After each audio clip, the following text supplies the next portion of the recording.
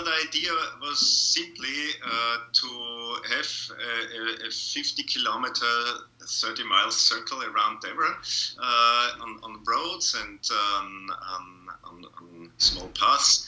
And I wanted to walk on this circle around Deveron for 2 weeks. Just stay on this circle, sleep there, and walking circles. The concept behind it was I remembered when I was a child and I grew up in the countryside in Austria. You always walk the same trails and you start to get the inner geography of the area you live in from walking these same roads again and again and again. And so the trip to Huntly was actually, or around Huntly, was a little bit to connect to this memory. So the whole thing, after days and after 10 days, 12 days, became really intensely dense for me. I called it an absurd pilgrimage. And of course, this walking in circles, it's a religious symbols which pops up in almost all religion. I remember this, to look at the map, which I carried with me at this time.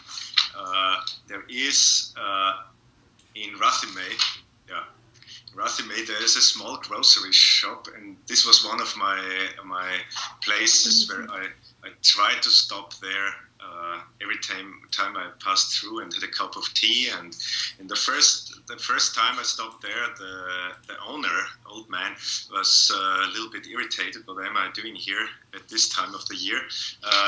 The next time I passed by, he read in the newspaper, in the local newspaper, that there is a weird guy from Austria walking in circles. So we had something to talk about. It was very nice.